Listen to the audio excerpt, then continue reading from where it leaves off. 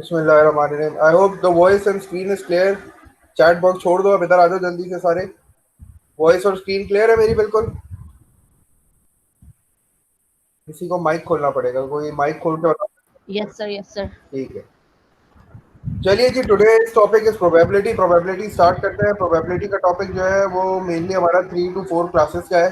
Probability थोड़ा सा tricky है, मैंने बोला था थोड़ा सा इसमें जो है ना चीज़ों को समझना पड़ता है। बाकी ये है कि अगर बेसिक कॉन्सेप्ट्स आपके अच्छे हैं तो फिर ये इंशाल्लाह इतनी प्रॉब्लम नहीं करेगा। थोड़ा बेसिक से ही समझा रहा हूँ क्योंकि लास्ट टाइम जो हमने प्रोबेबिलिटी किया था वो जस्ट हमने वर्कशीट्स पे किया था, तो थोड़ा उन वर्कशीट्स को रिलेट कर दूँ इस टॉपिक में। प्रोबेबिलिटी बेसिकली हमारे पास, तुम लोग को पता है, likelihood of any event to occur है। ठीक है, प्रोबेबिलिटी का वर्ड तुम लोग बहुत कॉमनली यूज करते हो, हर चीज में आप लोग प्रोबेबिलिटी को इन्वॉल्व कर देते हैं। बेसिकली जो जो प्रोबेबिलिटी की एप्लीकेशन है ना वो डिसीजन मेकिंग में होती है, प्रिडिक्शन में होती है। ठीक है, कोई भी आपसे पूछे कि भाई क्या चांसेस है कि अगस्त में स्कूल खुलने वाले हैं, या क्या चांसेस है कि आपके सेकेंड टर्म असेसमेंट होंगे, या क्या चांसेस है कि आज रेन होगी, या क्या चांसेस है कि कोरोना वायरस जो है वो 6 मंथ्स में एंड हो जाएगा। तो जब भी जिस तरह की इस तरह की प्रोडिक्शन है या इस तरह की एनालिसिस करनी होती है ना, तो हम डेफिनेटली प्रोबेबिलिटी को इसमें इन्वॉल्व कर लेते हैं। प्रोबेबिलिटी की डेफिनेशन अगर पूछो तो probability is nothing, just the likelihood of any event to occur. Event कुछ भी हो सकता है। ठीक है, हम अपने दिन में, हमारे पूरे दिन में जो 24 घंटे का दिन होता है उसमें बहुत सारे इवेंट्स होते हैं।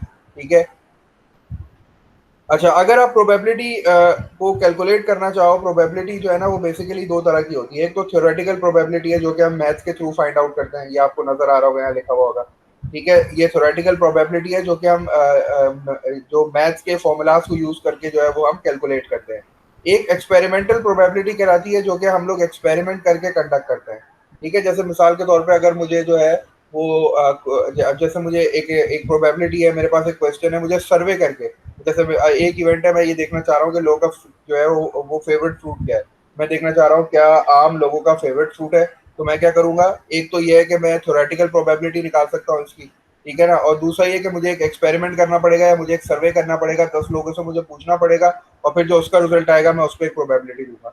तो प्रोबेबिलिटी दोनों तरह की होती है। हम थ्योरेटिकल प्रोबेबिलिटी भी इस्तेमाल करते हैं और हम एक्सपेरिमेंटल प्रोबेबिलिटी भी इस्तेमाल करते हैं। प्रोबेबिलिटी को फाइंड आउट करने का हमारे पास एक सिंपल सा फॉर्मूला है। favorable outcomes, favorable number of outcomes divided by the total number of outcomes। ठीक है, this is the simple formula for the probability. किसी भी इवेंट की प्रोबेबिलिटी निकालनी है तो फेवरेबल आउटकम्स को टोटल आउटकम से डिवाइड कर दो। फेवरेबल आउटकम्स क्या है, टोटल आउटकम्स क्या है। somebody is asking for a request, मैं देख लूं है कौन ये, आउटसाइड रीजन आउट है। अच्छा, ये हमारा है।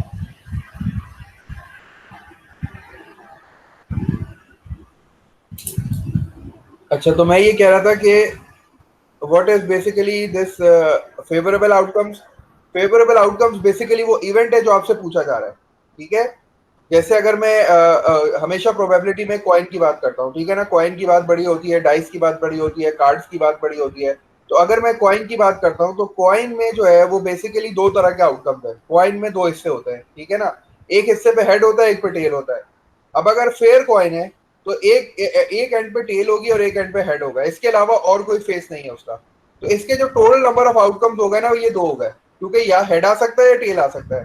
तो टोटल नंबर ऑफ आउटकम्स मतलब कितनी चीजें आ सकती है, कितनी चीजें हैं इस एक्सपेरिमेंट में, कितने इसके आंसर आ सकते हैं, वो टोटल जो है ना उसके वो टोटल नंबर ऑफ आउटकम्स हो गए। हाँ, अब अगर मैं आपसे पूछता हूँ कि अगर मैं कॉइन को फ्लिप करूं और हेड आना चाहिए, तो ये जो हेड आना चाहिए ना, ये मेरा इवेंट बन गया। अब ये जो इवेंट है ना, ये बेसिकली जो है ना फेवरेबल आउटकम होता है। अब मैं कहूँ मैं फ्लिप करता हूँ, टेल आना चाहिए। अब ये जो टेल आना चाहिए बेसिकली ये इवेंट है, और यही इवेंट जो है ना ये बेसिकली मेरा फेवरेबल आउटकम है। फेवरेबल आउटकम का मतलब है क्वेश्चन में मुझसे क्या पूछा जा रहा है, मुझे क्या फाइंड आउट करना है। और टोटल आउटकम जो है ना बेसिकली हमें सैंपल स्पेस से पता चलता है। सैंपल स्पेस क्या होता है वो भी देखेंगे, लिखना उसकी एग्जांपल्स करेंगे। इस फॉर्मूले को बस याद रखो कि फेवरेबल आउटकम्स मतलब जो चीज मुझे चाहिए divided by the total outcome. ठीक है, अच्छा, प्रोबेबिलिटी को हम फ्रैक्शन में भी एक्सप्रेस कर सकते हैं, we can express it in decimal. हम डेसिमल्स में भी एक्सप्रेस कर सकते हैं, हम परसेंटेजेस में भी एक्सप्रेस कर सकते हैं। अब जैसे कि मेरे सामने एक एग्जांपल लिखी है 20%। तो 20% को मैं अगर फ्रैक्शन में लिखना चाहूँ तो 20/100, और फिर मैं इसको रिड्यूस कर दूंगा तो ये बन जाएगा 1/5। और अगर मैं इसको डेसिमल में लिखना चाहूँ तो मैं इसको डिवाइड कर दूंगा तो ये 0.2 आ जाएगा। ठीक है, प्रोबेबिलिटी को हम तीनों तरीकों से रिप्रेजेंट कर सकते हैं। बेसिकली टोटल आउटकम्स निकालने के लिए हमें सबसे पहले किसी भी इवेंट का सैंपल स्पेस लिखना पड़ता है। सैंपल स्पेस का मतलब होता है कितने पॉसिबल आउटकम्स हैं, क्या क्या चीजें हो सकती है। अब जैसे मैं मिसाल के तौर पे तुमसे बोलता हूँ कि मुझे क्या चांसेस है कि बारिश होगी आज, ठीक है, तो ये जो बारिश होगी ना, ये बेसिकली हमारा इवेंट हो गया, ठीक है। अब इसमें टोटल पॉसिबल आउटकम्स क्या है, या फिर बारिश होगी या फिर बारिश नहीं होगी, ठीक है ना, यही दो आउटकम्स है, इसके अलावा कोई हो सकता है? ऐसा तो नहीं हो सकता ना बारिश हो भी रही हो और बारिश नहीं भी हो रही, ठीक है। तो इस तरह की चीजें इसमें नहीं आती। तो सैंपल स्पेस क्या होता है, टोटल पॉसिबल आउटकम्स जितने भी हैं आपके एक्सपेरिमेंट के, वो सारे के सारे आप कर्ली ब्रैकेट्स के अंदर लिख देते हो तो वो पूरा सैंपल स्पेस बन जाता है। जैसे कि हमारा यूनिवर्सल सेट नहीं था, यूनिवर्सल सेट में हम अपने सारे नंबर्स लिख देते थे, इसी तरह सैंपल स्पेस में भी हमारे सारे नंबर्स आ जाते हैं, ठीक है। कॉइन की बात करूं, अब डाइस की बात करता हूँ। डाइस, अब मेरे पास एक डाइस है, उसके 6 फेसेस है, 1 2 3 4 5 6 उस पर नंबर्स लिखे हैं, ठीक है। मैंने आपको बोला कि मेरे पास एक एक्सपेरिमेंट है डाइस का, मुझे बताओ सैंपल स्पेस क्या होगा। तो आपने कहा सर सैंपल स्पेस इसका ये होगा कि इसमें 6 फेसेस है ना, तो 1 भी आ सकता है, 2 भी आ सकता है, 3 4 5 6, ये 6 के 6 नंबर जो है ना, ये इसका सैंपल स्पेस है। तो मैंने कर्ली ब्रैकेट्स के अंदर 1 2 3 4 5 6 लिख दिया, तो ये मेरा सैंपल स्पेस बन गया। तो sample space is just a collection of all the possible outcomes, और फेवरेबल नंबर ऑफ आउटकम्स को मैंने अपने इवेंट का नाम दे दिया। जो भी इवेंट मुझसे पूछा जा रहा है वही मेरा फेवरेबल आउटकम होगा। इसकी थोड़ी सी एग्जांपल देखते हैं इसी वीडियो में, इसके आगे एग्जांपल्स हैं, थोड़ा और क्लियर होगा, ठीक है। एक ये तो इंट्रोडक्शन था थोड़ा सा प्रोबेबिलिटी के बारे में जो कि तुम लोगों को पता था, ठीक है। अब ये बेसिक एग्जांपल्स है कुछ, सिर्फ रिफ्रेश कराने के लिए, ठीक है। अ बैग कंटेन्स 8 मार्बल्स, एक बैग में 8 मार्बल्स है एंड नंबर्ड फ्रॉम 1 to 8, ठीक है। 8 जो है मार्बल एक बैग के अंदर मौजूद है। पहला क्वेश्चन ये है कि मुझे ये पता लगाना है कि what is the probability of selecting a 2 from the bag, क्योंकि आपको पता है कि पूरे बैग में टोटल 8 मार्बल्स है। तो इसका सैंपल स्पेस क्या हो जाएगा, इसका सैंपल स्पेस क्या हो जाएगा, कर्ली ब्रैकेट में सैंपल स्पेस लिखूंगा तो 1 से लेके 8 तक के सारे नंबर आ जाएंगे, क्योंकि मुझे पता है कि इसमें 8 मार्बल्स है, ठीक है। ये इसका सैंपल स्पेस हो गया। इसके अलावा तो कोई नंबर नहीं है मार्बल का, यही सैंपल स्पेस है। अब वो कह रहा है what is the probability of selecting अ 2, तो मैंने लिख दिया probability of selecting a 2 is, formula याद रखना है। फॉर्मूला क्या है, डिवाइड हो रहा है, क्या चीजें डिवाइड हो रही है, दो चीजें। ऊपर क्या था, फेवरेबल आउटकम्स, और डिनोमिनेटर में क्या था, टोटल आउटकम्स। तो टोटल आउटकम्स काउंट कर लो कितने हैं, 1 2 3 4 5 6 7 8, तो टोटल आउटकम्स तो 8 हो गए, ठीक है। तो इसका मतलब डिनोमिनेटर में तो 8 आ रहा है। लेकिन ये देखो कि फेवरेबल वो आउटकम्स क्या है, तो वो अपने इवेंट को देखो। इवेंट क्या कह रहा है, इवेंट कह रहा है सेलेक्टिंग अ 2, तो 2 कितनी बार सेलेक्ट हो सकता है, 2 तो एक ही बार आएगा। क्या 2 एक से ज्यादा है, नहीं, तो 2 एक ही बार आएगा। तो फेवरेबल आउटकम कितना हो गया, 1, और टोटल आउटकम कितना हो गया, 8, ठीक है। इवेंट क्या हो गया, जो इवेंट है मेरा वो सिर्फ 2 है, सिर्फ 2 ही आ सकता है बस, क्योंकि 2 का एक ही मार्बल है। तो मेरे पास जो प्रोबेबिलिटी हो गई दैट इज इक्वल टू 1, क्योंकि फेवरेबल आउटकम 1 है और टोटल आउटकम 8 है, तो 1/8 फ्रैक्शन में मैंने लिख दिया। अगर इसको डेसिमल में कन्वर्ट करना चाहो तो आप इसको सिंपली डिवाइड कर दो, ये डेसिमल में कन्वर्ट हो जाएगा। Next question is what is the probability of selecting an odd number, odd number select करने की प्रोबेबिलिटी क्या है, ठीक है। देखो टोटल आउटकम्स तो 8 ही हैं, टोटल आउटकम्स तो चेंज नहीं हो रहे। इवन नंबर्स देखो, इवन नंबर्स ऊपर कितना है, 1 है, 3 है, 5 है और 7 है, ठीक है। तो मेरे पास इवन नंबर, अब देखो मैं इवेंट लिख रहा हूँ कि ऑड नंबर के उसमें कौन कौन से नंबर आ सकते हैं। तो मैंने आपको जो है वो मैंने इवेंट लिखा है, मतलब अपने फेवरेबल आउटकम्स लिख रहा हूँ, कौन कौन से हैं, 1 है, 3 है, 5 है और 7 है, इसके अलावा और कोई ऑड नंबर नहीं है। तो इसका मतलब मेरे फेवरेबल आउटकम्स कितना हो गया, 4। तो मेरे पास प्रोबेबिलिटी क्या हो गई ऑड नंबर की, न्यूमरेटर में आ गया 4 और डिनोमिनेटर में आ गया 8, रिड्यूस कर दूंगा तो हाफ हो जाएगा, हाफ को डेसिमल में लिख दूंगा तो 0.5 हो जाएगा। इसी तरह मेरे पास एक लास्ट क्वेश्चन है जिसमें वो कह रहा है what is the probability of selecting a number greater than 6, 6 से बड़े। तो 6 से बड़े मेरे पास कौन से नंबर है, 7 और 8। तो मेरे फेवरेबल आउटकम्स कितना हो गया, 2 हो गए। तो मैंने प्रोबेबिलिटी के लिए वही फॉर्मूला यूज किया, मैंने लिखा probability of a number greater than 6, favourable outcomes कितने हैं, 2, टोटल आउटकम्स कितने हैं, 8, और 2 और 8 को रिड्यूस करूंगा 1/4, और जब फिर डिवाइड कर दूंगा तो 0.25 विल बी माय आंसर। तो ये कुछ वर्ड प्रॉब्लम थे जो कि बिल्कुल ही बेसिक से थे, ठीक है। तो प्रोबेबिलिटी निकालने के लिए आपको पता है आपके पास एक फॉर्मूला होता है, उस फॉर्मूले को समझना पड़ता है। अच्छा, अब ये बड़ा कॉमन सेंस ही बात है, कॉमन सेंस ही बात है, इसको इन्होंने नाम दे दिया प्रोबेबिलिटी ऑफ अ कॉम्प्लीमेंट। हमने सेट में भी पढ़ा था कॉम्प्लीमेंट, ई कॉम्प्लीमेंट का मतलब होता है नॉट ई, ठीक है। अगर किसी की भी प्रोबेबिलिटी, अब जैसे मिसाल के तौर पे हमारे पास एक एग्जांपल है नीचे, उसमें कह रहा है what is the probability of rolling a 2 on the standard die with 6 sides. ठीक है, डाई जो है वो सिंगुलर है, डाई मतलब डाइस जो है ना फिर वो प्लूरल हो जाता है हमारे पास। तो ये कहने का मतलब ये है कि इसमें सिर्फ ये निकालना है कि एक हमारे पास प्रोबेबिलिटी होती है, जैसे मिसाल के तौर पे मैं तुमसे कहूँ कि what is the probability of getting a head and what is the probability of not getting a head. ठीक है, तो आपको पता है हमेशा टोटल प्रोबेबिलिटी जो है ना, हमेशा टोटल प्रोबेबिलिटी वो 1 है। जैसे परसेंटेज हमेशा कितनी होती है, हाईएस्ट 100 होती है ना, 100 से ज्यादा तो नहीं होता। वैसा तो नहीं है कि तुम बोलो कि मेरी 110% आई है इस बार एग्जाम में।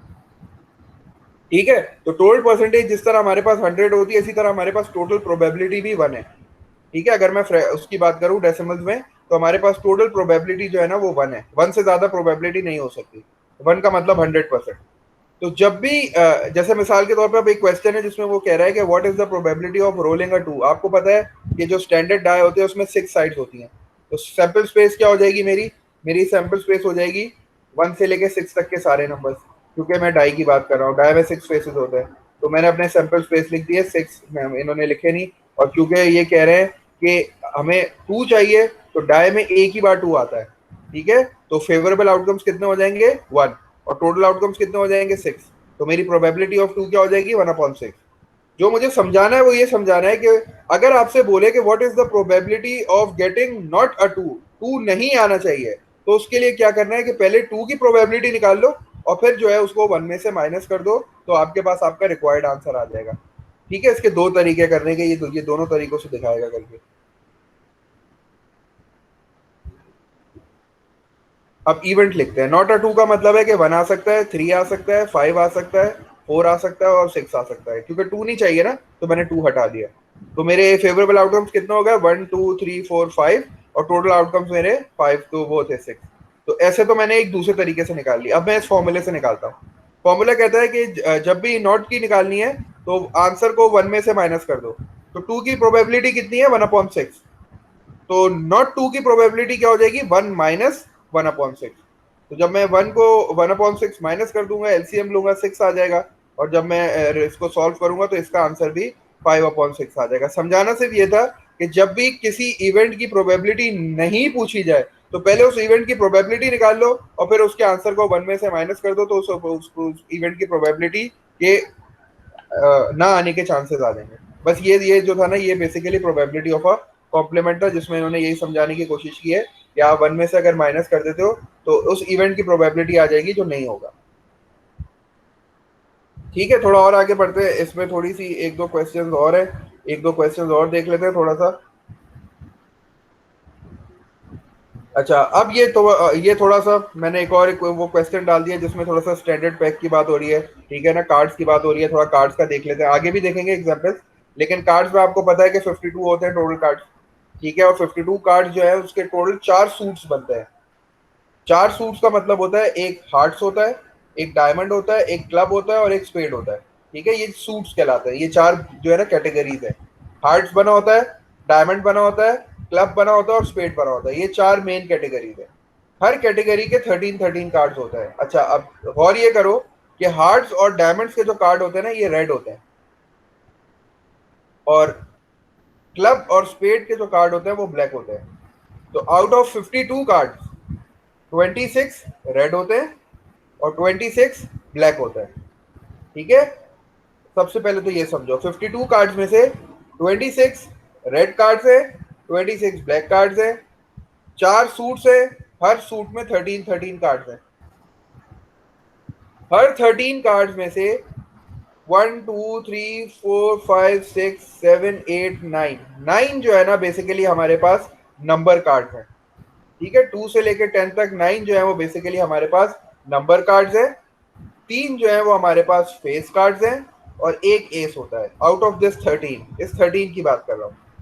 ठीक है, थोड़ा इसको समझेंगे तो फिर ये जो है न्यूमेरिकल आसान हो जाएगा। अच्छा, कहना क्या है इसमें कि 13 कार्ड्स में, हर 13 कार्ड्स में 9 आपके पास नंबर कार्ड्स हैं, मतलब उस पर नंबर लिखे होंगे 2 3 4 5 6 7 8 9। 3 आपके फेस कार्ड्स हैं, एक पे जैक होगा, एक पे क्वीन होगा, एक पे किंग होगा और एक एस होगा। ठीक है, ये टोटल 13 हो जाएंगे। आपसे कह रहा है कि what is the probability, first part में what is the probability of a face card. ठीक है, फेस कार्ड प्रोबेबिलिटी निकालने का वही फॉर्मूला है। न्यूमरेटर में क्या होना चाहिए फेवरेबल आउटकम, डिनोमिनेटर में क्या होना चाहिए total outcome. Face card, face card मतलब फेवरेबल आउटकम, ठीक है। तो फेस कार्ड कितने हैं? जैक, क्वीन और किंग, तीन कार्ड है और हर सूट में तीन कार्ड है। तो टोटल सूट कितने हैं? चार। तो 3 × 4 विल बी इक्वल टू 12। तो हमारे पास टोटल फेस कार्ड्स कितने हो गए? 12, क्योंकि हर सूट में तीन फेस कार्ड है। और चूंकि आपके पास चार सूट्स है तो फिर 3 + 3 + 3 + 3 कितना हो गया? 12 हो गया। टोटल पॉसिबिलिटीज, टोटल आउटकम्स आपके पास 52 है। And since you have to find the face cards, every suit has three face cards, so the total face cards will be equal to 12। तो 12 डिवाइडेड बाय 52 हो गया। इसको थोड़ा सा रिड्यूस कर दो, क्योंकि आपको पता है कि ये रिड्यूस हो सकता है, दोनों इवन नंबर्स हैं। आपने इनको रिड्यूस कर दिया तो आपका फाइनल आंसर आ गया 3/13। ठीक है, मर्जी है, उसको डेसिमल में भी लिखना चाहो तो लिख सकते हो, वरना ये सही है। अब कह रहा है probability of getting a 5, probability of getting अ 5। देखो 5 नंबर, आपको पता है हर सूट में 5 नंबर का एक कार्ड तो होगा। हर सूट में 5 नंबर का एक कार्ड तो होगा, और चार सूट है आपके पास। समझ में आ रही है? तो टोटल तो 52 है, 52 तो चेंज नहीं होगा। और probability of getting a 5, 5 her suit में एक कार्ड होता है, हर सूट में एक कार्ड है। तो हमारे पास चार सूट है, इसका मतलब हमारे पास टोटल कार्ड चार हो गए। इसको भी रिड्यूस कर दो, क्योंकि ये भी दोनों इवन नंबर है। 1/13 आपका फाइनल आंसर आ गया। अब देखो जो चीज समझाई थी ना मैंने पिछली बारी में, अब देखो वो यहाँ अप्लाई होगी। Probability of getting a non face card, मैंने आपको क्या बोला था? Non face card. Face card की प्रोबेबिलिटी हम निकाल चुके हैं, फेस कार्ड की प्रोबेबिलिटी हम निकाल चुके हैं। वो क्या आंसर आ रहा है? 3/13। तो नॉन फेस कार्ड की प्रोबेबिलिटी क्या आएगी? क्या करूंगा, इसको वन में से सब्ट्रैक्ट कर दूंगा। इन्होंने जो इसने दोनों तरीकों से निकालना सिखाया, देख लो दोनों तरीकों से। देखो फेस कार्ड टोटल 12 है, टोटल फेस कार्ड कितने हैं? 12।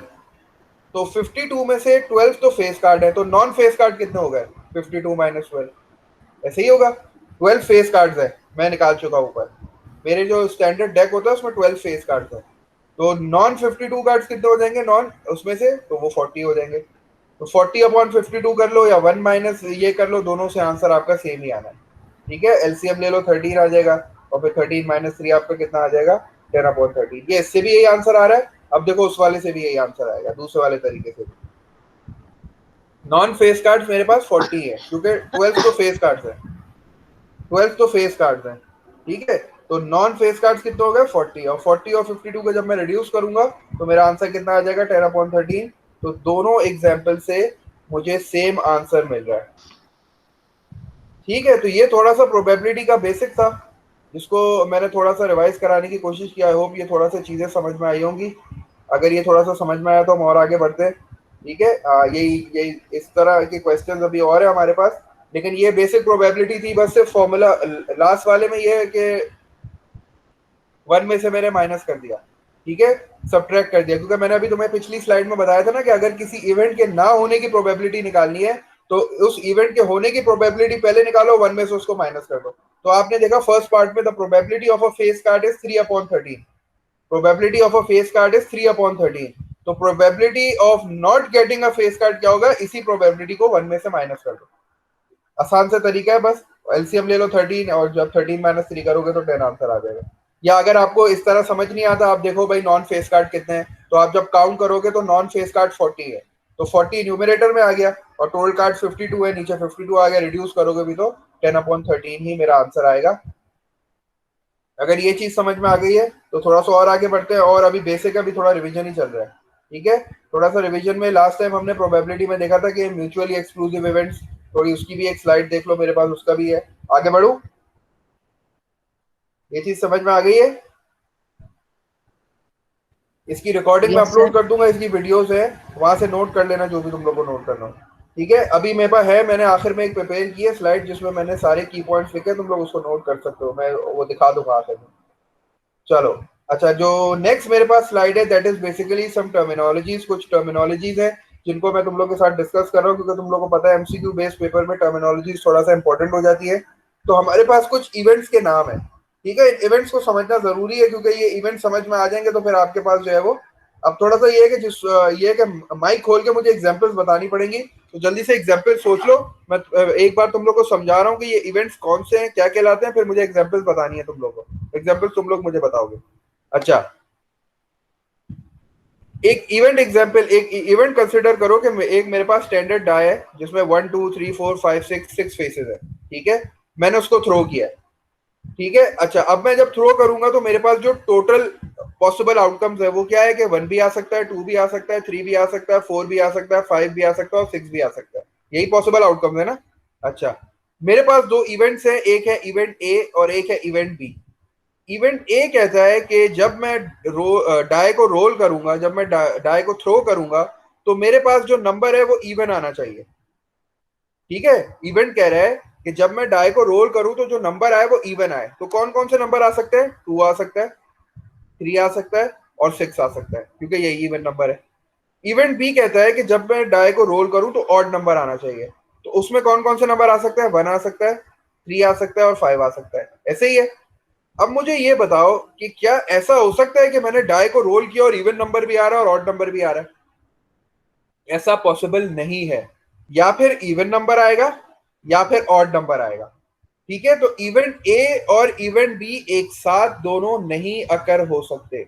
इवेंट या फिर इवेंट ए हो रहा होगा या फिर इवेंट बी हो रहा होगा, ठीक है। ऐसा नहीं हो सकता कि मैंने डाई रोल की और 2 भी आया और 6, मतलब 2 भी आ रहा है और वो भी आ रहा है 5, वरना इवन नंबर भी आ रहा है और ऑड नंबर भी आ रहा है। ऐसा तो नहीं हो सकता ना। या फिर इवन नंबर आएगा या फिर ऑड नंबर आएगा। तो ऐसे दो इवेंट्स जो एक साथ अकर नहीं हो सकते, जो एक साथ हैपन नहीं हो सकते, that are called mutually exclusive event. ऐसे दो इवेंट्स जो एक साथ नहीं हो सकते, ठीक है, ऐसे दो इवेंट्स को कहते हैं म्यूचुअली एक्सक्लूसिव इवेंट। बहुत सारे इवेंट्स है, बहुत सारे इवेंट्स एक साथ। ऐसा नहीं हो सकता कि दिन भी हो और रात भी हो। ऐसा नहीं हो सकता कि आप फॉरवर्ड भी चल रहे हो एक ही वक्त में और बैकवर्ड भी चल रहे हो। ऐसा नहीं हो सकता कि आप एक ही वक्त में ऊपर भी जा रहे हो और नीचे भी जा रहे हो, ठीक है। ऐसा नहीं हो सकता कि आप नाक से सांस भी ले रहे हो और नाक से पानी भी पी रहे हो, ठीक है। तो ऐसे सारे, ये सारे इवेंट्स क्या है? नाक से तो वैसे कोई पानी नहीं पीता, लेकिन फिर भी एग्जांपल मैंने ऐसी दे दी। तो ऐसे इवेंट्स जो एक साथ अकर नहीं हो सकते, that are called mutually exclusive event, ठीक है। अब जरा एक और एग्जांपल देखते हैं। अब मैंने अपने दोनों इवेंट चेंज कर लिए। अब मेरा इवेंट ए है ऑड नंबर का, वो कह रहा है कि डाई को रोल करो और ऑड नंबर आना चाहिए। इवेंट बी के बारे में कह रहा है लेस देन 4, ऐसा नंबर आना चाहिए जो लेस देन 4 हो, ठीक है। अब मैं चेक करता हूं। फर्ज करो मेरे पास 1 आया, तो 1 is an odd number and 1 is a number less then 4। दोनों इवेंट एक साथ हो गए, दोनों इवेंट एक साथ हो सकते हैं। अब मेरे पास 3 आया, फर्ज करो, तो 3 is an odd number and 3 is also a number which is less than 4। तो दोनों इवेंट साथ हो गए। अब मेरे पास 5 आया, तो 5 में ऑड नंबर तो आ रहे हैं लेकिन लेस देन नंबर 4 नहीं है। तो मेरे पास दो इवेंट्स ऐसे हैं जो sometimes they can occur simultaneously, ये एक साथ हो सकते हैं। तो ऐसे इवेंट्स जो एक साथ हो सकते हैं समटाइम, ये कहलाते हैं नॉन म्यूचुअली एक्सक्लूसिव। मतलब कभी कभार हो रहे हैं साथ, कभी कभार नहीं हो रहे, तो ये ऐसे इवेंट्स कहलाते हैं नॉन म्यूचुअली एक्सक्लूसिव, ठीक है। तो एक इवेंट हमारे पास हो गया म्यूचुअली एक्सक्लूसिव जो कि एक साथ नहीं हो सकते, और एक इवेंट हमारे साथ हो गया नॉन म्यूचुअली एक्सक्लूसिव जो समटाइम्स एक साथ हो सकते हैं। एक और इवेंट का नाम है जो यहाँ लिखा नहीं है, उसको अपने पास नोट कर लेना, उसको कहते हैं इक्वली लाइकली इवेंट्स। उसको क्या कहते हैं? Equally likely events. ये दो ऐसे इवेंट्स हैं जिनकी प्रोबेबिलिटी हमेशा सेम होती है। अगर कोई दो इवेंट्स आपके पास ऐसे आ जाएं जिनकी प्रोबेबिलिटी बिल्कुल सेम है, तो हम उनको कहते हैं equally likely events. If two events have same probability, then these two events are called equally likely events. जैसे ऑड और इवन नंबर देख लो इसमें। ऑड नंबर, इवन नंबर की प्रोबेबिलिटी क्या होगी? इवन नंबर के लिए 2 आ सकता है, 4 आ सकता है और 6, तो मतलब 3 अपॉन 6। और ऑड नंबर की प्रोबेबिलिटी क्या होगी? 3 अपॉन 6। तो इन दोनों इवेंट्स की प्रोबेबिलिटी सेम नहीं हो गई? इसकी भी 3 अपॉन 6 और इसकी भी 3 अपॉन 6। तो जब दोनों इवेंट्स की प्रोबेबिलिटी सेम हो जाए तो ऐसे दो इवेंट्स को कहते हैं इक्वली लाइकली इवेंट्स। मतलब बिल्कुल बराबर पॉसिबिलिटी है इन दोनों के होने की। जैसे बारिश होने की भी पॉसिबिलिटी 50% है और बारिश नहीं होने की पॉसिबिलिटी भी 50% है, ठीक है। स्कूल खुलने की पॉसिबिलिटी 50%, हाँ खुल जाएगा या नहीं खुलेगा, इस तरह। अच्छा, एक चीज और रह गई, इंडिपेंडेंट इवेंट्स। इंडिपेंडेंट इवेंट्स ऐसे होते हैं जिनमें कोई रिलेशन नहीं होता, ठीक है, that are not related to each other, ठीक है। इसकी एग्जांपल ऐसी है कि मेरा एक इवेंट है कि मैं कॉइन फ्लिप कर रहा हूं और मेरा एक इवेंट है कि मैं डाई को रोल कर रहा हूं। तो कॉइन फ्लिप करना और डाई को रोल करना ये दोनों बिल्कुल इंडिपेंडेंट इवेंट्स है, इन दोनों में कुछ कॉमन नहीं है। ठीक है, ऐसा नहीं हो सकता कि मैंने डाई को फ्लिप किया तो कॉइन भी खुद ब खुद जो है वो रोल हो गए, मतलब इन दोनों का कोई कनेक्शन नहीं है। ठीक है, तो ऐसे दो इवेंट्स जो कि बिल्कुल इंटर रिलेटेड नहीं है, they are not related to each other, that are called independent event. ठीक है, ये कुछ टर्मिनोलॉजीज थी। इसका इसके की पॉइंट्स मैंने आखिर में बनाए। ठीक है, वो मैं आपके साथ बिल्कुल शेयर करूंगा, उसको वहां से नोट भी कर लेना आखिर में। अभी जो है वो जो हमने दो वर्कशीट्स की थी याद करो। मून वॉक हो रही है, मून वॉक, हाँ मतलब हैदर कुछ बताना चाह रहा है। चलो अब जल्दी से जरा, मैं तुम लोग को टाइम दे रहा हूँ, मुझे जल्दी से माइक खोल खोल के एग्जांपल बताओ जल्दी से। म्यूचुअली एक्सक्लूसिव की इवेंट सुनानी है, जल्दी कौन बता रहा है? Unmute your mic, hurry up. Safulla, Waiza, कौन अनम्यूट कर रहा है माइक? रिदा, नबिया, म्यूचुअली एक्सक्लूसिव की एग्जांपल बताओ जल्दी से। सर बारिश और सूरज।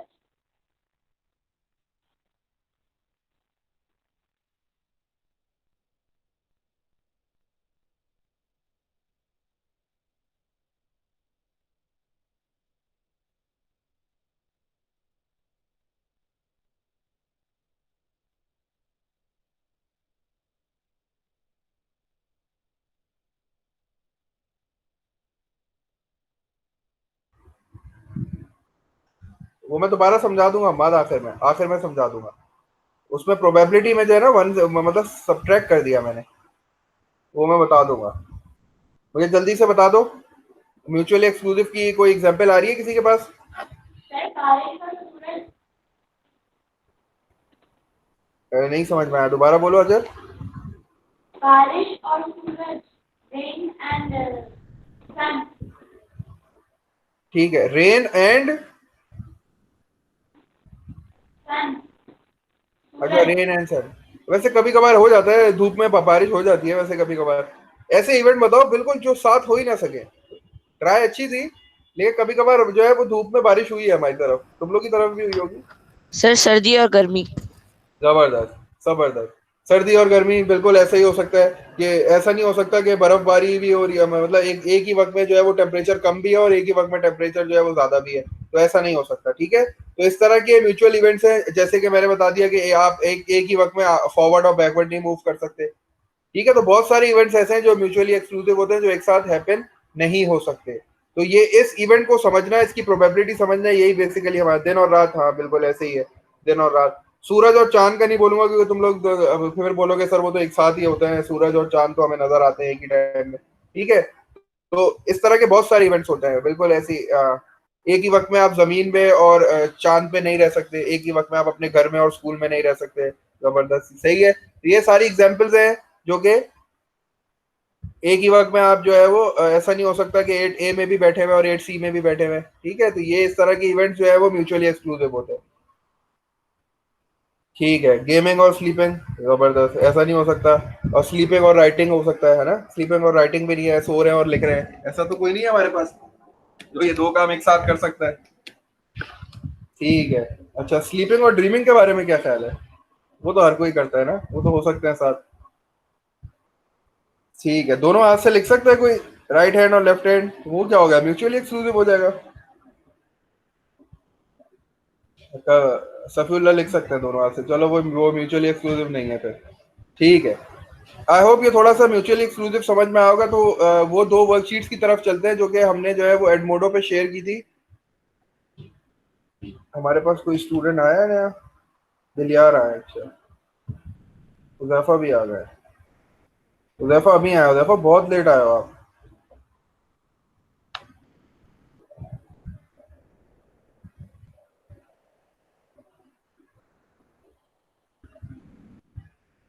चलिए, अटेंडेंस मैंने मार्क कर दिया। Sleeping and dreaming non mutually exclusive event हुआ नहीं? नहीं, कैसे? स्लीप करते हुए तो ड्रीम कर सकते हैं ना साइमल्टेनियसली अगर होता है। वो तो मैं ऐसी एग्जांपल दे रहा था कि स्लीपिंग और ड्रीमिंग तो नॉन म्यूचुअली एक्सक्लूसिव है ना, यही पूछ रही है ना लाइबा? क्योंकि आप स्लीप करते हो तो ड्रीम करते हो ना आप, तो ये नॉन म्यूचुअली एक्सक्लूसिव है बिल्कुल। यही लिखा है लाइबा ने, हाँ बिल्कुल यही हुआ लाइबा, सही लिखा है बिल्कुल। स्लीपिंग और ड्रीमिंग नॉन म्यूचुअली एक्सक्लूसिव है। स्लीपिंग और राइटिंग की बात कर रहे थे हम, स्लीपिंग और राइटिंग जो है ना ये बेसिकली म्यूचुअली एक्सक्लूसिव हो गया क्योंकि सोते हुए फिर आप लिख नहीं सकते। ठीक है, तो ये थोड़ा सा क्लियर हो गया। अब इसको सर आपकी आवाज क्लियर नहीं है, मेरी आवाज क्लियर नहीं आ रही, अब क्लियर आ रही है?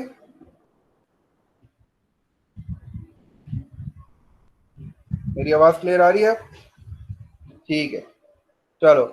अब जो है वो दो वर्कशीट्स की तरफ चलते हैं जो कि मैंने आपको एडमोडो पे दी थी और आपने एडमोडो पे सॉल्व की थी। जरा उन वर्कशीट्स को थोड़ा सा देख लेते हैं कि वो बेसिकली वर्कशीट्स हैं क्या। मैं शेयर करता हूँ, फिर मुझे बताना कि स्क्रीन क्लियर है कि नहीं है। ये वर्कशीट्स आपको याद होंगी कि मैंने आपको ये एडमोडो पे दी थी, तो इसका ही रिवीजन कर लेते हैं क्योंकि जो चीज़ हम कर चुके हैं उसको थोड़ा सा रिवाइज कर लें। ये बड़ी आसान सी है, इसमें जो है ना वो मतलब एक तरह का गेम था ये। ठीक है, तो स्क्रीन क्लियर हो जाए, वॉइस क्लियर हो जाए, मुझे कोई बता दे।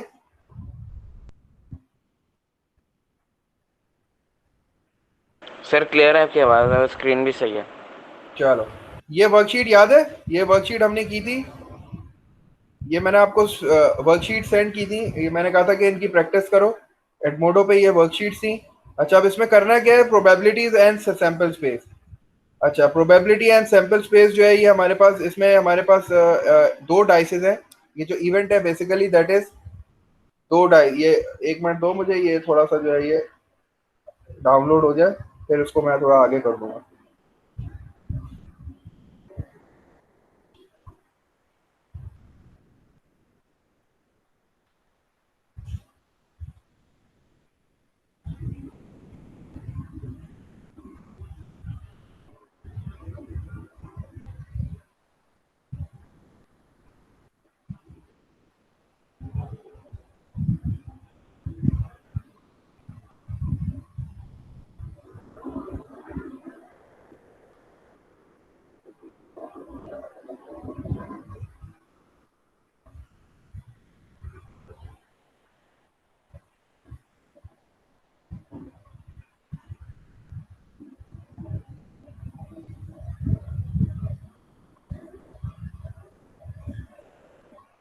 चलो,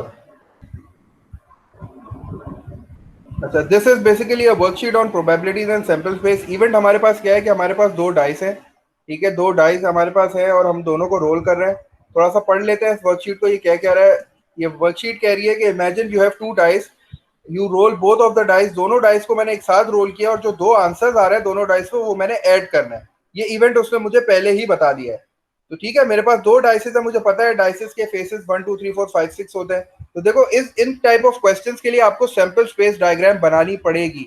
उसके बनाए बगैर आपको आंसर देने में बड़ी प्रॉब्लम होगी। उसके लिए हम क्या करते हैं कि हम एक इस तरह का रेक्टेंगल बनाते थे। ठीक है, स्क्वायर बोल लो, रेक्टेंगल बोल लो। इसमें हम लोग इस तरह 1 2 3 4 5 6 और वो इस तरह 1 2 3 4 5 6 लिखते थे। ठीक है, इसके बाद करना क्या है कि since the event is asking us to add up the scores, event कह रहा है कि दोनों स्कोर्स को ऐड अप करना है। तो अब मैंने क्या किया, यहाँ से ऐड करना शुरू कर दिया। 1 + 1 2, 1 + 2 3, 1 + 3 4, 1 + 4 5 6 7। इस तरह मैंने ये करके पूरा मैंने जो है ये सैंपल स्पेस फिल कर लिया। ये बेसिकली पूरा सैंपल स्पेस है। ठीक है, क्योंकि मेरे पास 6 डाई, मतलब हर डाई के 6 फेसेस हैं, तो टोटल आउटकम्स कितने हो गए 36। कैसे निकाला, 6 × 6। अगर ऐसे नहीं समझ में आता तो काउंट कर लो, 1 2 3 4 5 6, 1 2 3 4 5 6। तो 6 × 6 कितना हो गया, 36। इनको नहीं काउंट करेंगे, ये तो फेसेस है ना, इन दोनों को नहीं काउंट करेंगे। इसके अलावा जितने नंबर है उनको काउंट करोगे तो 36 टोटल आउटकम्स आ जाएंगे। अब वो मुझसे कुछ क्वेश्चंस पूछ रहा है नीचे। अब वो कह रहे हैं पहले पार्ट में, पार्ट ए में कह रहा है what is the probability of getting a 2। Two की क्या प्रोबेबिलिटी है, टू कितनी बार आ सकता है। तो मैं सैंपल स्पेस में गया और मैंने जाके सिर्फ ये देखा कि टू कितनी बार है। टू सिर्फ एक बार था, तो मेरी प्रोबेबिलिटी क्या हो गई, 1/, टोटल प्रोबेबिलिटी कितनी है 36, और फेवरेबल आउटकम कितना हो गया 1। तो वो मेरी टोटल प्रोबेबिलिटी हो गई 1/36। समझ में आई चीज? अच्छा, नेक्स्ट पार्ट में कह रहे हैं what is the probability of getting अ 4। 4 आने की क्या प्रोबेबिलिटी है। तो देखो बॉक्स में 4 कितनी बार है, 4 जो है वो 3 बार है। 1 2 और 3, 4 3 बार है। तो प्रोबेबिलिटी क्या हो गई, 3/36। क्योंकि टोटल तो चेंज नहीं होगा, टोटल तो 36 ही रहेगा। तो 3/36 को मैंने रिड्यूस कर दिया, क्या बन गया 1/12। ठीक है, इसी तरह मेरे पास जो है वो अगला क्वेश्चन है जिसमें वो कह रहा है कि what is the probability of getting a number that is greater than 5। Getting a number that is greater than 5। तो ग्रेटर देन 5 के सारे नंबर्स मैंने काउंट कर लिए। ये देखो 5 की लाइन है, इसकी ट्रिक ये होती है कि ये जो 5 की लाइन है ना, इस पे पेंसिल रख लो और इसके बाद जितने नंबर है ना उन सबको ऐड कर लो। ठीक है, 1 2 3 4 5 6 7 8 1 2 3 4 5, एक यहाँ ग्रेटर देन 5 बोला है ना, ग्रेटर देन 5, 1 2 3 4 5 6 7 8 9 10 11 12 13 14 15 16 17 18 19 20 21 22 23 24 26 आ गया। ठीक है ना, तो 26 आ गया। 26 are the numbers which are greater than 5 से बड़े हैं, तो 26 और टोटल प्रोबेबिलिटी कितनी है 36, तो 26 अपॉन 36 रिड्यूस कर दिया 13 अपॉन 18। तो इस तरह की मैंने एक वर्कशीट आपको दी थी, ये पूरी सॉल्व्ड है। नेक्स्ट वीडियो में मैं उसको भी शेयर कर लेता हूँ, उसको साथ साथ डिस्कस कर लेते हैं। थोड़ा सा टाइम दो क्योंकि वो भी बफ होने में थोड़ा टाइम लेगी। ठीक है, इसको भी साथ साथ देख लेते हैं। आई होप ये भी वर्कशीट नज़र आ रही होगी। तो इसमें भी क्वेश्चंस हैं, देखो मैंने आपको पेंसिल रख के मैंने बताया कि देखो ये ट्रिक है इस तरह। ठीक है, जो भी ग्रेटर देन नंबर चाहिए ना उसको इस तरह पेंसिल पे रख के आप उसको देख लो। थर्ड इवेंट हमारे पास क्या था, हमारे पास डी इवेंट है। डी इवेंट में कह रहा है what is the probability of getting a number less than 7। तो लेस देन 7 का मतलब है 7 वाली जो लाइन है उस पर पेंसिल रख दो और उससे ऊपर वाले जितने नंबर है उनको काउंट कर लो, तो वो 15 आ रहा है, तो 15 अपॉन 36 हो गई। पार्ट ई में कह रहा है what is the probability, part F में कह रहा है what is the probability of getting a multiple of 5। तो मल्टीपल ऑफ 5 कौन कौन होते हैं, 5 10 और 15।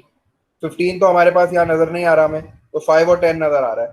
तो 5 और 10 काउंट कर लो, कितने 5 और 10 है, तो 5 और 10 जब आपने काउंट कर लिए तो आपके पास जो वो आ गया वो 7 आ गया। तो इस तरह जो है ना ये वर्कशीट हमने फिल की थी। इसमें जो है वो स्क्वायर नंबर क्या होता है, स्क्वायर नंबर आपको पता है। ठीक है, 1 हो गया, 4 हो गया, 9 हो गया। ऑड नंबर आपको पता है। प्राइम नंबर वो नंबर होता है जो सिर्फ अपने टेबल में आता है, जिसके 2 फैक्टर्स होते हैं। तो ये इस तरह की वर्कशीट बिल्कुल एक्सपेक्टेड है, लेकिन ये इतनी ये आसान है, इतनी मुश्किल नहीं है, इसमें मेहनत ज्यादा है। ठीक है, इसी तरह की हमने एक और वर्कशीट की थी, वो भी दिखा देता हूँ, वो भी तुम लोग को याद होगी। ये हमने वर्कशीट की थी, इसको भी थोड़ा देख लेते हैं ये क्या कहना चाह रहा है। इस वर्कशीट में जो पहला पार्ट है इसमें हमारे पास कह रहा है वी हैव 2 बैग्स। हमारे पास 2 बैग्स है, bag A and bag B. दोनों में 4 4 नंबर की डिस्क है। ठीक है, पहले बैग में 4 डिस्क है जिसपे नंबर लिखे हैं 1 3 5 7। मैं पढ़ के सुना देता हूँ। और दूसरी डिस्क हमारे पास एक और बैग है जिसमें डिस्क है 2 4 6 8। ठीक है, तो चूंकि अब वो मुझसे दोबारा वही कह रहा है, क्या कह रहा है, कह रहा है कि disc is drawn at random. एक डिस्क निकाली गई है दोनों बैगों से, ए से भी निकाली और बी से भी निकाली, और जो दोनों पे नंबर्स आ रहे हैं उस स्कोर को मैंने क्या किया है, ऑब्टेन्ड बाय मल्टीप्लाइंग, मल्टीप्लाई किया है। तो अब मुझे मल्टीप्लाई की सैंपल स्पेस बनानी पड़ेगी। मतलब यहाँ मैं एक बैग के सारे डिस्क नंबर लिखूंगा 1 3 5 7, और यहाँ मैं दूसरी के लिखूंगा 2 4 6 8, और फिर यहाँ मल्टीप्लाई का साइन लगा दूंगा। ठीक है, और आपको पता है 1 मल्टीप्लाई बाय 2 कितना हो गया, 2। फिर इस तरह कर लिया, 2 multiply by 3 6, 2 multiply by 5 10, 2 multiply by 7 14। इस तरह करके पूरी सैंपल स्पेस फिल कर ली। काउंट कर लिया कितने आउटकम्स है, 1 2 3 4, 1 2 3 4, तो 16 आउटकम्स है टोटल।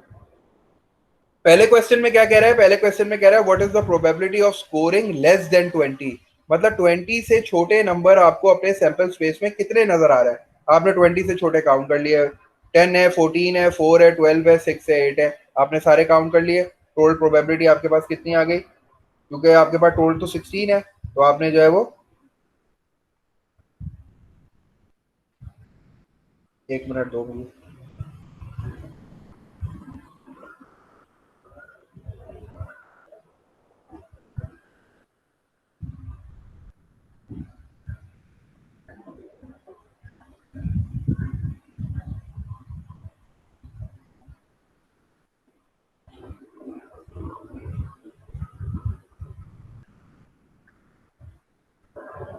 तो ये वीडियोस तुम लोग को चैनल पे मिल जाएंगी, तुम लोग वहां से भी देख सकते हो। तो देखो पहले वाले की प्रोबेबिलिटी आ गई 9/16, क्योंकि 9 नंबर्स हैं जो कि लेस देन जो है वो 20 है। दूसरे वाले की प्रोबेबिलिटी देख लो। दूसरे वाले में आपसे कह रहा है what is the probability of scoring more than 18। 18 से बड़े कितने नंबर है, 18 से बड़े ऊपर नंबर काउंट कर लो, 7 आ रहा है। टोटल प्रोबेबिलिटी 16 है। इसी तरह हमारे पास दूसरा इवेंट है जिसमें 2 स्पिनर है, दोनों स्पिनर्स पे नंबर लिखे हुए हैं। ठीक है, अच्छा इवेंट क्या कह रहा है, एडेड टुगेदर। एडेड टुगेदर मतलब प्लस वाला इवेंट है। तो आपने यहाँ एक स्पिनर के फेसेस लिख दिए, कौन कौन से है, 1 2 3 1 2 3 3 2 1 2, और फिर यहाँ दूसरे स्पिनर के लिख दिया 1 2 3, और फिर आपने दोनों को ऐड किया, 1 + 1 2, 1 + 2 3, 1 + 1 2, 1 + 3 4। टोटल आउटकम्स काउंट कर लिए। टोटल आउटकम्स मेरे पास कितने आ रहे हैं, 1 2 3 4 5 6। तो और फिर 6 के बाद 7 8 9 10 11 12 18 हो गया टोटल आउटकम्स, ठीक है। और फिर मुझसे पहले पार्ट में पूछा what is the probability of scoring a total of 2। 2 की प्रोबेबिलिटी कितनी है देख लो, 2 कितनी बार आ रहा है, एक बार, दो बार, तीन बार, तो 3 बार 2 आ रहा है तो 3/12 हो गई, ठीक है। तो इस तरह के क्वेश्चंस जो है ये बिल्कुल मतलब 3/18 हो गई, 3/18 को रिड्यूस कर दिया 1/6। ये क्वेश्चन आसान है, बस थोड़ा सा ये मेहनत है कि इसमें जो है पहले हमें पूरी की पूरी सैंपल स्पेस बनानी पड़ती है, और जब सैंपल स्पेस में अगर गलती हो गई, सैंपल स्पेस में अगर गलती हो गई तो फिर जो है वो फिर कोई चांस नहीं है, फिर जो है वो आपको पता है फिर पूरा सवाल गलत हो जाएगा। तो सैंपल स्पेस को थोड़ा सा देख के बना लो, रिड्यूस करो और आंसर अपना फाइनल उसमें ले आओ, ठीक है। नेक्स्ट क्वेश्चन में कह रहा है what is the probability of getting an even total. Even numbers count कर लो जितने इवन नंबर्स कितने ना, तो आपको पता है इवन नंबर्स वो नंबर हैं जो 2 से डिविजिबल है। तो इवन नंबर्स आपने काउंट कर लिए सारे इवन नंबर्स, जब मैंने काउंट किए तो मेरे पास आंसर आ रहा था 10। तो 10/18 को जब मैंने रिड्यूस कर दिया तो 5/9। फिर मेरे पास लास्ट क्वेश्चन है what is the probability of getting a total that is a multiple of 3। Multiple of 3 आपको पता है 3 है और 6 है और 9 है, तो 9 तो हो नहीं सकता क्योंकि 9 से बड़े नंबर मुझे नजर आ नहीं रहे। तो 3 और 6 आपने काउंट कर लिया कितनी बार है, तो 3 और 6 जब आपने काउंट किया तो आपको पता चला कि 3 और 6 जो है वो 6 टाइम्स है। तो 6/18 इज द प्रोबेबिलिटी, इसको रिड्यूस कर दिया तो मेरे पास आंसर कितना आ गया 1/3, ठीक है। तो ये दो वर्कशीट थी जो कि मैंने आपको एडमोडो पे पहले दी थी सॉल्व करने के लिए, ठीक है। तो वो भी मैंने थोड़ा सा इसको आपके सामने रख दिया ताकि चीजें पुरानी रिवाइज हो जाए कि हम क्या कर चुके हैं और अब हमें क्या करना है। तो ये तो थोड़ा सा रिवीजन था। 9 क्यों लिया, 9 कौन से वाले पार्ट में, ये उधर, हाँ ये मुझे बताओ रबिया कौन से वाले पार्ट की याद करी हो 9, मैं देख लेता हूँ।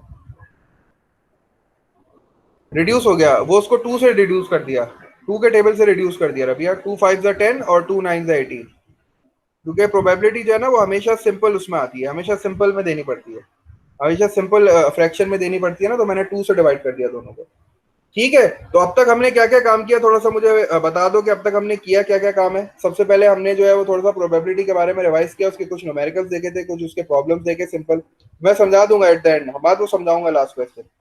वो लास्ट क्वेश्चन जो है ना वो बेसिकली उसमें 1 में से माइनस किया मैंने और कुछ नहीं किया। जब भी तुम्हें प्रोबेबिलिटी किसी इवेंट के नए होने की जो है पूछी जाए ना, तो पहले तुम उस इवेंट के होने की प्रोबेबिलिटी निकाल लो और फिर उसको 1 में से माइनस कर दो, ठीक है। जैसे अगर किसी इवेंट की प्रोबेबिलिटी 1/6 आ रही है तो उस इवेंट के नहीं होने की प्रोबेबिलिटी 1 माइनस 1/6 हो जाएगी, ठीक है, उस प्रोबेबिलिटी को जो इस इवेंट के होने की है। जैसे कि हमने इस क्वेश्चन में देखा था ना, मैं दिखा दूं वो क्वेश्चन, हाँ ये, तो देखो फेस कार्ड की प्रोबेबिलिटी 3/13 है, फेस कार्ड की प्रोबेबिलिटी कितनी है 3/13, तो फेस कार्ड नहीं होने की प्रोबेबिलिटी क्या हो जाएगी 1 माइनस 3/13। बस इसको इतना सा आसान सा रखो बस, कि जो भी जब भी तुमसे पूछा जाए, जैसे मिसाल के तौर पे अगर ये तुमसे कहता है कि what is the probability of not getting a 5, तो 5 की प्रोबेबिलिटी कितनी है 1/13, तो नॉट गेटिंग अ 5 की प्रोबेबिलिटी कितनी हो जाएगी 1 माइनस 1/13, ठीक है। तो ये इसको थोड़ा सा आई होप थोड़ा समझ में आया होगा ये चीज। 10/13 कैसे आया, 10/13 एलसीएम लो ना, 13 एलसीएम आएगा और 13 माइनस 3 जो है 10 आता है, एलसीएम लेके देखो, 1 माइनस 10/13 में 13 एलसीएम आएगा और फिर एलसीएम लोगे तो आ जाएगा 13 माइनस 3, तो जब 13 माइनस 3 करोगे तो आपका 10/13 आंसर आ जाएगा, एलसीएम लिया है मैंने, ठीक है। तो उसके बाद मैंने आपको कुछ वर्कशीट सिखा दी, हमने कुछ इवेंट्स देखे थे, म्यूचुअली एक्सक्लूसिव, म्यूचुअली एक्सक्लूसिव क्या है, इंडिपेंडेंट इवेंट्स क्या है, इक्वली लाइकली इवेंट्स क्या है। हमारे पास 2 वीडियोस और है जिसमें थोड़े से क्वेश्चंस हैं, अगर ये चीजें इतनी समझ में आ गई है तो मैं आगे बढ़ूं।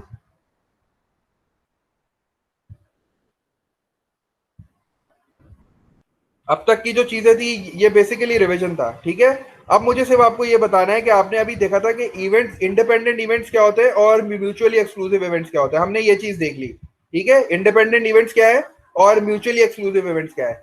जो नेक्स्ट हमारा टारगेट है ना उसमें हमें ये देखना है कि ये म्यूचुअली एक्सक्लूसिव की जो प्रोबेबिलिटी होती है और इंडिपेंडेंट इवेंट्स की जो प्रोबेबिलिटी होती है इसको फाइंड आउट कैसे करते हैं, इसमें ट्रिक टर्म क्या है और उसका मतलब क्या है, बस ये मुझे थोड़ा सा समझाना है। अब 2 वीडियोस है हमारे पास, पहले जो है वो म्यूचुअल इंडिपेंडेंट की देख लेते हैं कि इंडिपेंडेंट इवेंट्स की प्रोबेबिलिटी कैसे पूछी जाती है, क्वेश्चन किस तरह का आता है और उस क्वेश्चन को सॉल्व करने का क्या तरीका है। बड़ा आसान सा है, कोई मुश्किल नहीं है इसमें भी, बस ये है कि थोड़ा सा चीजों को ख्याल रखना कि सवाल को थोड़ा सा बिल्कुल जो है ना उसको गौर से पढ़ेंगे।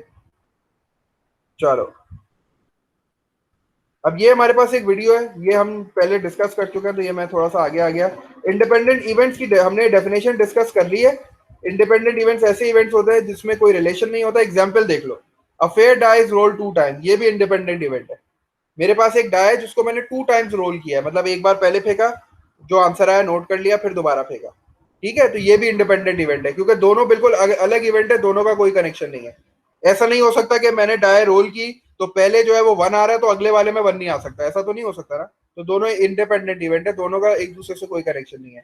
एक और एग्जाम्पल है, picking a card from a deck and flipping a fair coin, ये भी दोनों इवेंट्स इंडिपेंडेंट है, इन दोनों का भी कोई कनेक्शन नहीं है। ठीक है। अच्छा, अगर मैं डिपेंडेंट इवेंट्स की बात करूं, ठीक है, अगर इंडिपेंडेंट की बात की तो एक डिपेंडेंट की भी एग्जांपल देख लो कि मेरे पास जो है वो draw 1 card from a deck, मेरे पास टोटल कार्ड 52 होते हैं। अगर मैं एक ही डेक में से 2 बार कार्ड निकालूं तो आपके क्या ख्याल में ये 2 इवेंट्स जो हैं, जैसे एक बार मैंने कार्ड निकाला और फिर मैंने कोई कार्ड डाला नहीं, रिप्लेस नहीं किया, फिर मैंने दोबारा विदाउट रिप्लेसमेंट एक और कार्ड निकाला, तो ऐसे जो 2 इवेंट्स है ना, ये डिपेंडेंट इवेंट्स है। कैसे, मैं थोड़ा और समझाता हूँ। देखो मेरे पास 52 कार्ड है, ठीक है, मैंने उसमें से एक कार्ड निकाल लिया, तो नेक्स्ट टाइम मेरे पास टोटल कार्ड्स कितने हो गए? 52 तो नहीं हो गए, 51 होंगे। तो देखो दोनों चीजें एक दूसरे पे डिपेंडेंट है, तो दोनों की प्रोबेबिलिटी चेंज हो गई ना। पहले वाले में जब मैंने एक कार्ड निकाल लिया तो अगले वाले की प्रोबेबिलिटी उससे अफेक्ट हो रही है ना, क्योंकि उसमें कार्ड कम हो गए। तो अगर ऐसे 2 इवेंट्स हो ना, तो ये कहलाते हैं डिपेंडेंट इवेंट। ठीक है, ये डिपेंडेंट इवेंट्स कहलाते हैं, जिसमें जो है दोनों इवेंट्स एक दूसरे पे डिपेंड कर रहे हो। तो ये थोड़ा सा इंडिपेंडेंट डिपेंडेंस के क्वेश्चंस की तरफ आते हैं। इसमें जो हमारे पास जो है ना, ये चीज समझने की है, ठीक है, इसको तुम लोग नोट भी करोगे। इंडिपेंडेंट इवेंट्स की निशानी क्या है कि उनके क्वेश्चंस में एंड का लफ्ज आता है। इंडिपेंडेंट इवेंट के क्वेश्चन में एंड का लफ्ज आता है, और उनको सॉल्व करने का तरीका ये होता है कि दोनों इवेंट्स की अलग अलग प्रोबेबिलिटी कैलकुलेट कर लो और फिर अपनी दोनों आंसर को मल्टीप्लाई कर दो। ठीक है, ये चीज तुम लोग को याद रखनी है। ये इंडिपेंडेंट इवेंट्स की ट्रिक है, ये इंडिपेंडेंट इवेंट्स की निशानी है जिसको सॉल्व करते हैं। इंडिपेंडेंट इवेंट्स के क्वेश्चन में एंड का लफ्ज आता है, ठीक है, और एंड के लफ्ज का मतलब है we have to find the probability separately, दोनों की प्रोबेबिलिटी अलग अलग निकालेंगे और दोनों को मल्टीप्लाई कर देंगे। कैसे करेंगे, मैं अभी आपके सामने एक क्वेश्चन रख रहा हूँ। ये हमारे पास एक क्वेश्चन है, I hope my screen and voice is clear. इस क्वेश्चन में हमारे पास 2 इवेंट्स है, एक कॉइन है जिसको हम फ्लिप कर रहे हैं, और एक हमारे पास जो है वो एक हैट है जिसमें 20 नंबर कार्ड्स मैंने छुपा के रखे हुए 1 से 20 तक। तो ये दोनों इवेंट्स इंडिपेंडेंट है, इन दोनों का कोई कनेक्शन नहीं है। ठीक है, मुझसे क्या पूछ रहा है, what is the probability of getting heads on the coin and a number greater than 15 from the head. देख रहे हो, एंड का लफ्ज नजर आ रहा है आपको, आपको इसमें एंड का लफ्ज नजर आ रहा है, इसका मतलब है कि ये इंडिपेंडेंट इवेंट्स हैं। आपको इवेंट देख के भी अंदाजा हो गया कि ये दोनों इवेंट्स इंडिपेंडेंट है, इनमें कोई कनेक्शन नहीं है।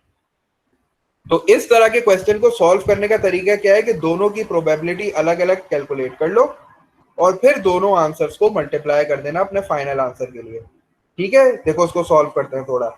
पहले इसने क्या किया, क्वेश्चन को अच्छी तरीके से आपने पढ़ लिया, क्वेश्चन पढ़ के आइडेंटिफाई कर लिया कि द 2 इवेंट्स आर इंडिपेंडेंट, और एंड का लफ्ज आ गया तो मतलब मल्टीप्लाई करना है, दोनों की प्रोबेबिलिटी मुझे अलग अलग निकालनी पड़ेगी। पहले मैं कॉइन की प्रोबेबिलिटी निकालता हूँ।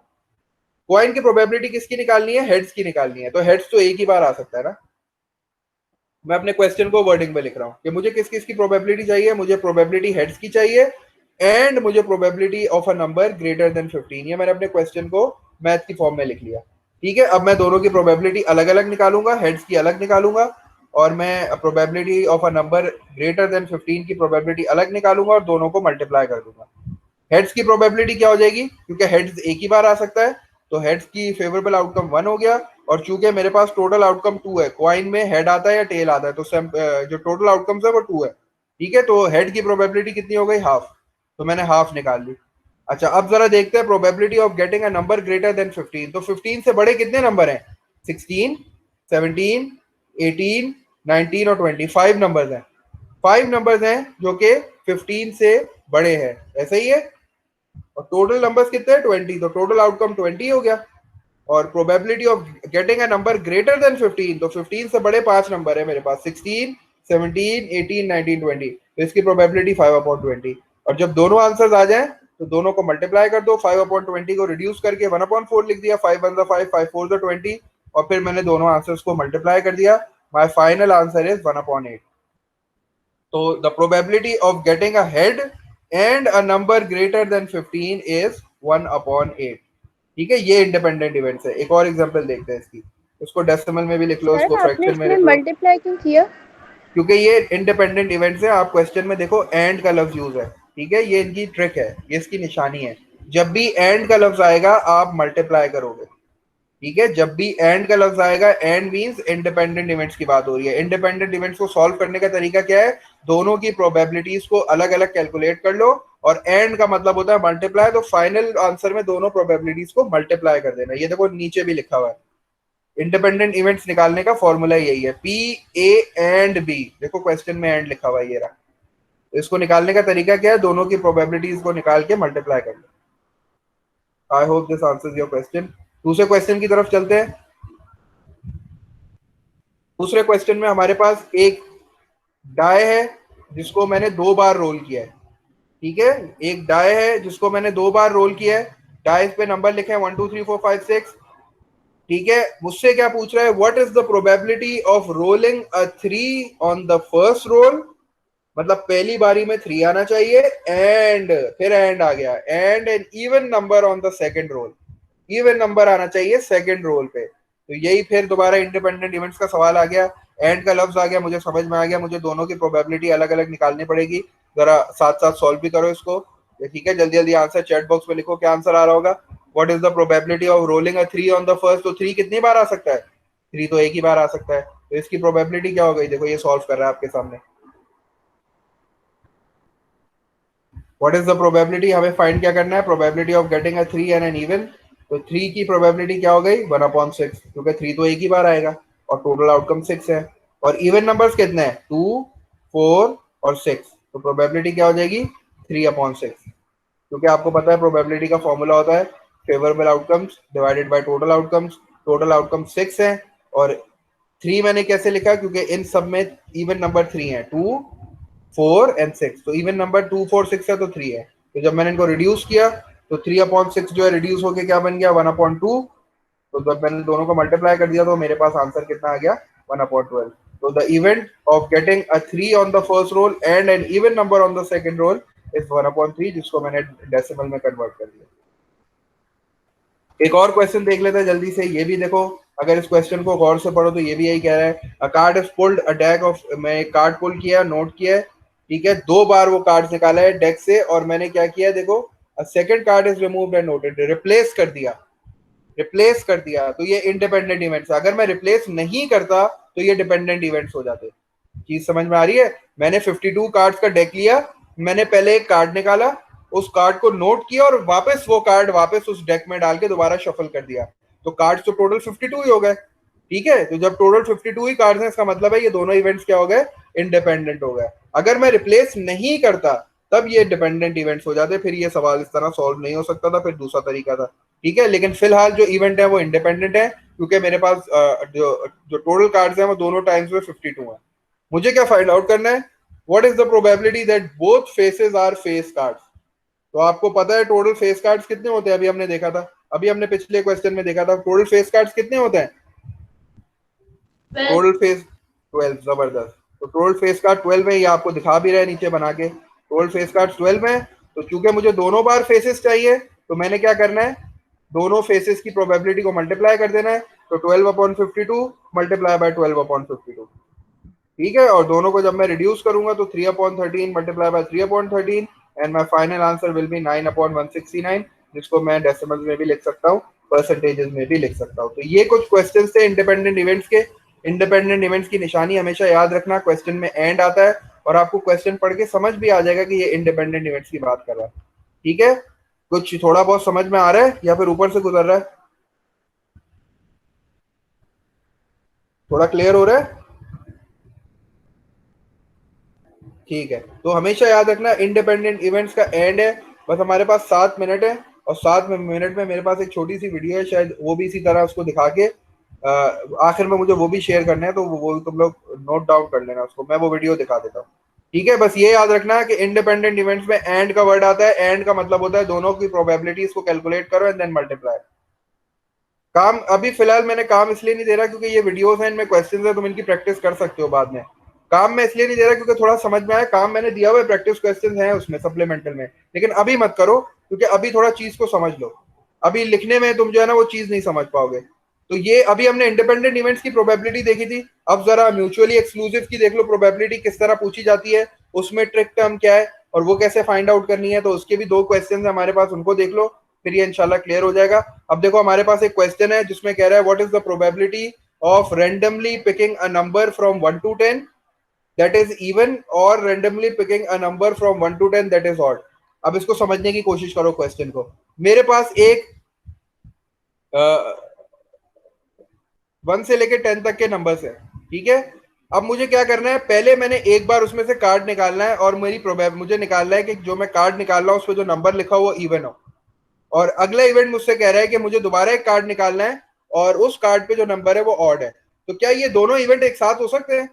नहीं हो सकते, क्योंकि इवन नंबर और ऑड नंबर, या एक बार इवन नंबर आएगा या फिर ऑड आएगा, या ऑड आएगा इवन आएगा, ये दोनों इवेंट्स एक साथ नहीं हो सकते। तो जो 2 इवेंट्स एक साथ जब नहीं हो सकते तो हम उनको क्या कहते हैं, म्यूचुअली एक्सक्लूसिव इवेंट्स। इसकी निशानी क्या है, इसकी निशानी किसी को समझ में आई? क्वेश्चन में जाके देखो निशानी क्या है इसकी। वहां तो एंड आता था, इधर क्या आ रहा है, इधर क्या आ रहा है, इधर और आ रहा है। और मींस यूनियन, और मींस यूनियन। यूनियन में क्या करते हैं, दोनों को कंबाइन करते हैं, तो यहां हमेशा ऐड करेंगे। ठीक है, इसको थोड़ा समझ लो, मैं दोबारा रिपीट कर रहा हूं। इंडिपेंडेंट इवेंट्स में एंड का वर्ड आता था, एंड के लिए हम क्या करते थे, दोनों प्रोबेबिलिटीज को मल्टीप्लाई करते थे।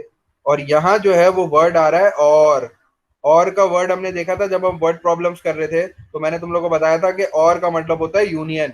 और यूनियन के लिए हम क्या करते हैं, दोनों चीजों को कंबाइन करते हैं, ऐड करते हैं। तो यहां याद रखना कि हमेशा दोनों की प्रोबेबिलिटी निकाल के आप दोनों को ऐड करोगे। देखो अभी वो आगे और समझाएगा, ठीक है। तो ये चीज जब समझ में आई है तो थोड़ा आगे बढ़ते हैं। हमारे पास 2 इवेंट्स हैं, एक इवेंट है picking a number from 1 to 10 that is even, और दूसरा इवेंट है picking a number from 1 to 10 that is odd. तो इवन और ऑड दोनों इवेंट्स एक साथ नहीं हो सकते, तो दीज आर म्यूचुअली एक्सक्लूसिव। तो आपको पता है सिंस देयर आर 1 to 10 1 से लेके 10 तक के नंबर हैं, तो इवन नंबर कौन कौन से होंगे, 2 4 6 8 10। तो 5 इवन नंबर्स हो गए, तो प्रोबेबिलिटी इवन नंबर की क्या हो गई, 5/10। इसी तरह ऑड नंबर की प्रोबेबिलिटी क्या हो गई, वो भी 5/10, 1 3 5 7 9। और चूंकि ये और है तो और के लिए मैं क्या करूंगा, दोनों प्रोबेबिलिटीज को ऐड कर दूंगा, दोनों प्रोबेबिलिटीज को ऐड कर दूंगा। ये भी गुस्से में आ गया अचानक। दोनों प्रोबेबिलिटीज को मैंने ऐड कर दिया, ठीक है। तो जब मैंने ऐड कर दिया तो 5/10 और 5/10 एलसीएम 10 आ गया, 10/10 1 आंसर आ गया। देख रहे हो, तो ये बेसिकली म्यूचुअली एक्सक्लूसिव का की पॉइंट था जिसमें और का लफ्ज आता था। ठीक है, जब भी और का लफ्ज आएगा आप दोनों प्रोबेबिलिटीज को ऐड कर दोगे। दोनों में सिर्फ यही डिफरेंस है। एक और क्वेश्चन देखते हैं, थोड़ा और क्लियर होगा। तो हमारे पास 2 फेयर डाइस है जिनको मैं रोल कर रहा हूं। What is the probability of getting a sum less than 7 और अ सम इक्वल टू 10? अब अगर आप गौर करो तो खुद देखो कि 2 फेयर डाइस हैं, या फिर सम लेस देन 7 आएगा या फिर सम इक्वल टू 10 आएगा। ऐसा तो नहीं हो सकता ना कि एक ही वक्त में सम लेस देन 7 भी आ रहा है और सम इक्वल टू 10 भी आ रहा है। तो ये 2 इवेंट्स ऐसे हैं जो साथ नहीं हो सकते, इसका मतलब है ये म्यूचुअली एक्सक्लूसिव इवेंट्स हो गए। ठीक है, तो म्यूचुअली एक्सक्लूसिव इवेंट की वो क्या थी निशानी, क्वेश्चन में देखो और का लफ्ज आ रहा है, देखो और है।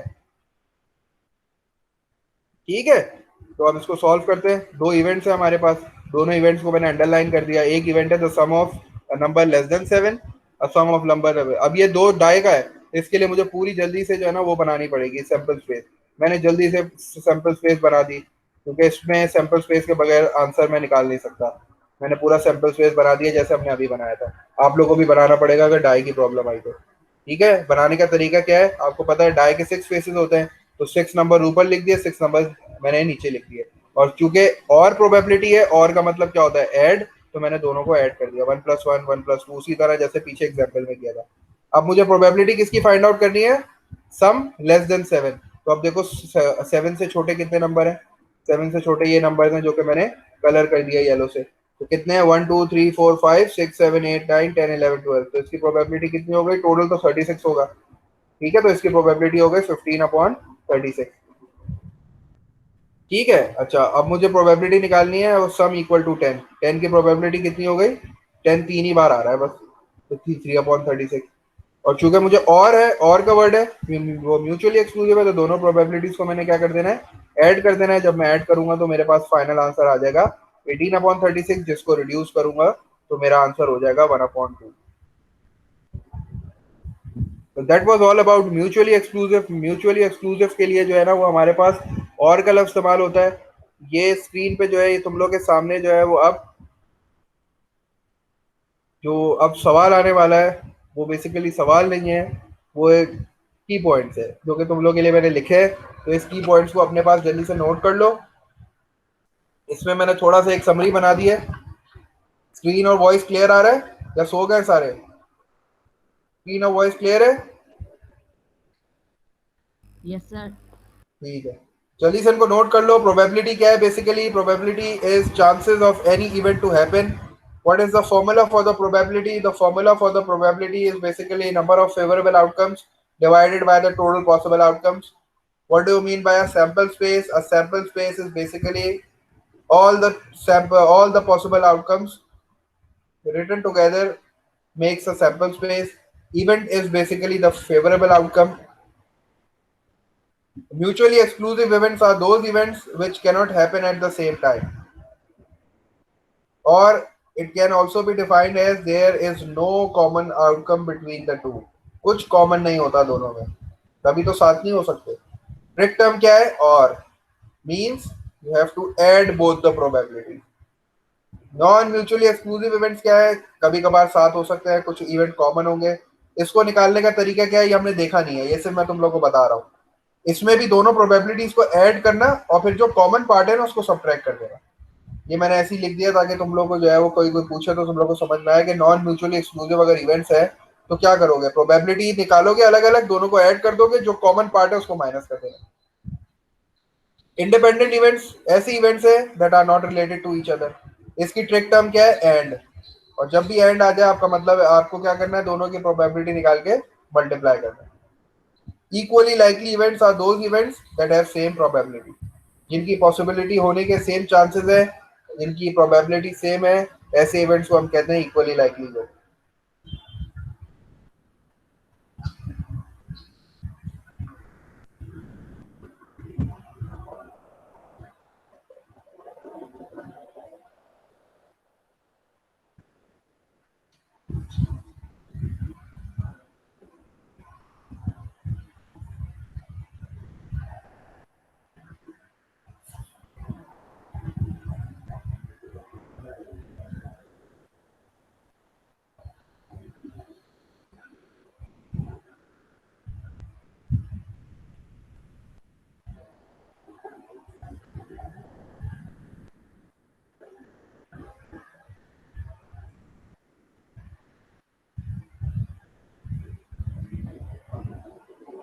सर अब क्या करना है? अगर ये की पॉइंट्स लिखनी है तो फिर ठीक है, क्लास को वाइंड अप करते हैं। अगर ये चीजें समझ में आ, इसकी मैं इंशाल्लाह जो है वो नोट कर लिया। अटेंडेंस कब लगेगी? कौन सी अटेंडेंस की बात करी है अजय?